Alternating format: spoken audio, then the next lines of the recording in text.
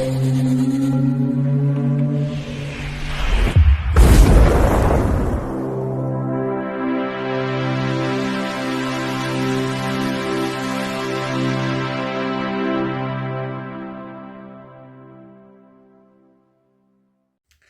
Bayek, it's me Ian. And in today's video, well, I'm continuing my look at classic albums from my CD collection. Well, I think they're classics, though I think a lot of people will regard this one very much so. It is Close to the Edge by Yes from 1972. In many ways, this is the definitive prog rock album. Everything just comes together so well, and it's often looked upon in that way now. Now, previously, we'd had Fragile from 1971, and then after this, we have Yes Songs 1973, which is a live album. It's their first live album. So some background. Yes were formed in 1968 by John Anderson, Chris Squire, Peter Banks, Tony Kaye, and Bill Bruford. In fact, throughout the band's history, there's been 20 musicians involved. That's quite a lot. For me, Yes has to have John Anderson in. If it doesn't, it's not Yes. It's controversial, I know, but he is Yes. He's just wonderful. And of course, Steve Howe, Chris Squires, they were such important members, and of course, the drum Bill Bruford, and Rick Wakeman. There's an amazing amount of talented musicians being involved in this. In fact, the thing about Yes is they often had a lot of tension within the band, and it's interesting that after this album was finished, Bill Bruford left. You can't blame him sometimes. I was looking. The fact is, they did 90 dates. 90. Think about this, on a worldwide tour, promoting this album. I mean, imagine that. What can you say? It's such a lot of time on the road as musicians and playing the same kind of sets and music all the time. No wonder musicians want to move on and do other things. And this happens, you find this in so many bands. They do so many albums together and then they move on. It's the way of the world, it is. So I think that's an interesting background, but often it's amazing because you may have all these tensions, but they produce some absolutely wonderful music, and this is no exception. This album is just a great album of musicianship, and everything comes together. So it's the fifth studio album, and it was recorded between April and June 1972. It was released on the 8th of September 1972. It was recorded at the Adivision studio in London. It's on the Atlantic label. It's produced by Yes and Eddie Offord. Eddie Offord was an amazing producer and engineer.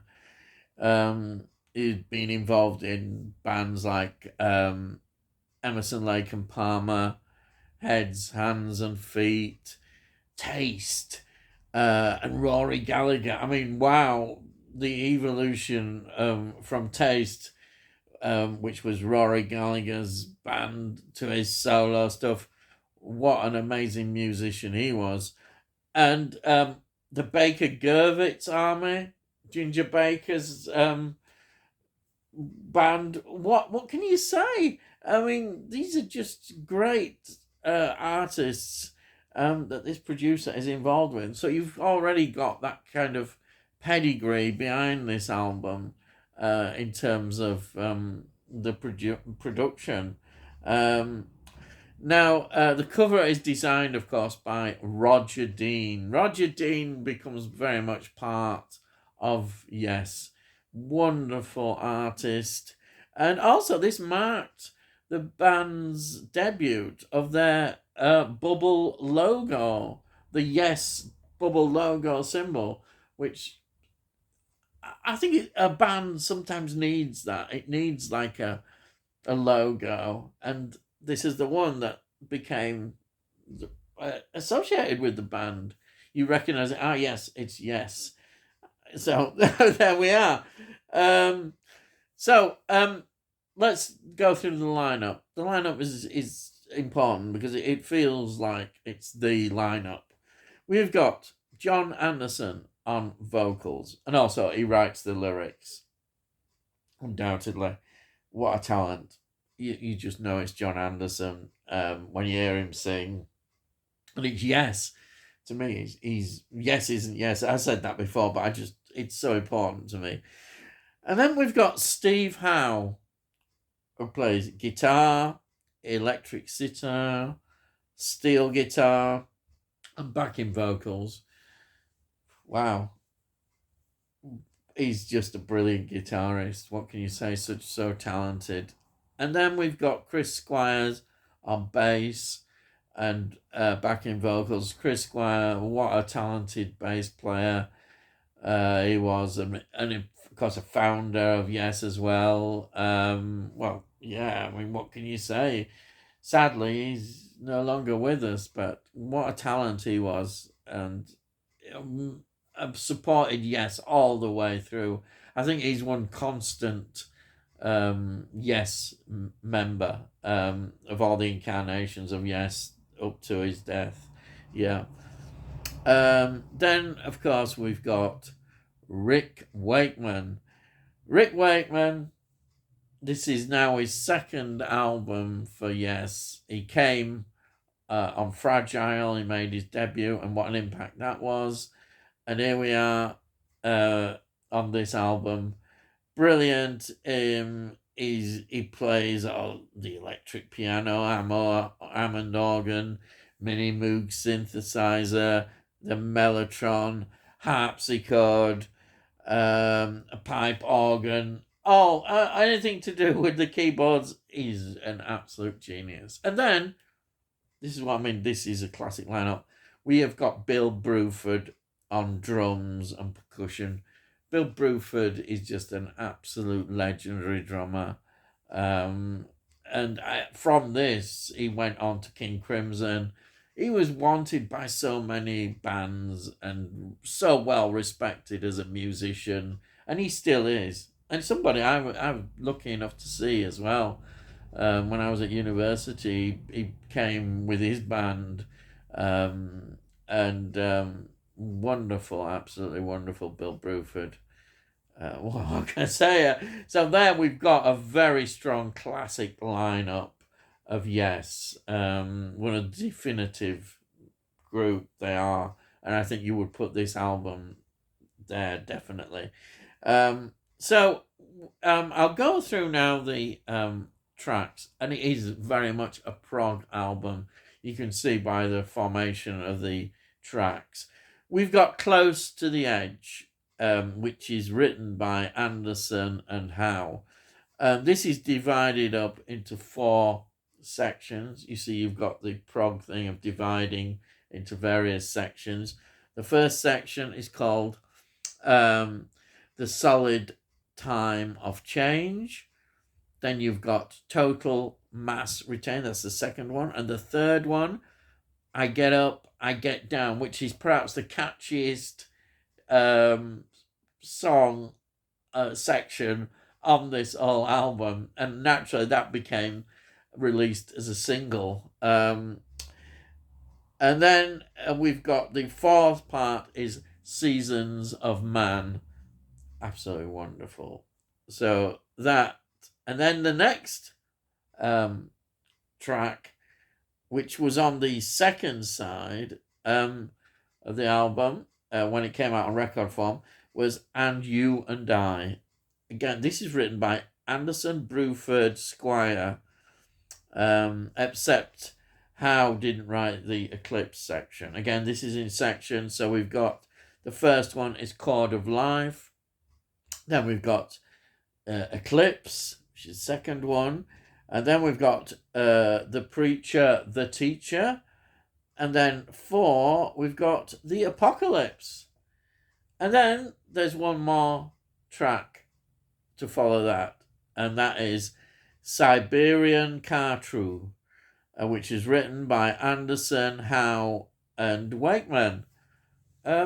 So there it is. You can see there's not that many tracks in the particular way that you might expect, but this is prog rock, and prog rock is very different from the normal kind of rock album. As you've seen it, well, if you look at Pink Floyd's Dark Side of the Moon, which is often looked up, look at how that is divided. But here we've got the ultimate kind of thing, which has been going on with ELP and all the bands. But yes, somehow I just if I was to pick a real prog band, Genesis, of course, we've got the prog band period of Genesis, which have this, but yes, represent that musicianship, that real outlook of prog music, and here it is on this album. That's why it's held in such high esteem, I think, because of it all comes together so well. Now, there are bonus tracks on this copy that I've got, which weren't on the original release. They did a version of America, the Simon and Garfunkel song, which they, as well, was released on the B-side of the And You and I single. Then we've got Total Mass Retain, the single version of that on here, of the section within that. And then we've got And You and I, an alternative version of You and I. This does stand out so much. And then we've got Siberia, which is the studio run through of Siberian Cartru. There we are. That's the bonus tracks on this. It's an amazing piece of work. If you look at all the lists of the prog rock albums, Close to the Edge comes up always. It's always talked about because everything came together. It just, sometimes in a studio, the way everything comes together is just elevates it even higher. And this is looked upon as a great album now. Not all critics like prog rock, as we know, but I think it's recognised now. It's held with such high esteem because I think the musicianship and the writing, all these songs come together so well, and they're inspired, and John Anderson is inspired in his lyrics. He talks about influences like obviously Tolkien, that pops up everywhere, doesn't it? Lord of the Rings and that, and also he mentions Siddhartha, which is by Hermann Hesse from 1922. That was one of those books that I read when I was about 18, 19. Idealism. It's about the life of Buddha, so you get in all sorts, you read, consuming all philosophies and all things, and that is an influence on the lyrics. And the musical styles as well. If you look at prog rock, where did it come from? What are its influences? We've got I suppose you could argue it comes, some areas of prog rock, like with Pink Floyd, through psychedelic music. But then you've got these other musicians who came from folk, jazz fusion kind of music, which filtered through in the 60s, which also the blues, which obviously blues became more the rock orientation, but these have that rock influence, but also have the blues and jazz influences as musicians, and this all comes together in a right old brew, and it works. This is what prog rock was able to do, and also have the, I suppose, pretensions of classical music as well, in the way it's arranged. The whole, it's all about the music. I often use that phrase, and people say, and it probably did. It's probably correct that it carried on sometimes and got very pretentious. A lot of people argue that that's what happened to Yes, probably after the Relayer album.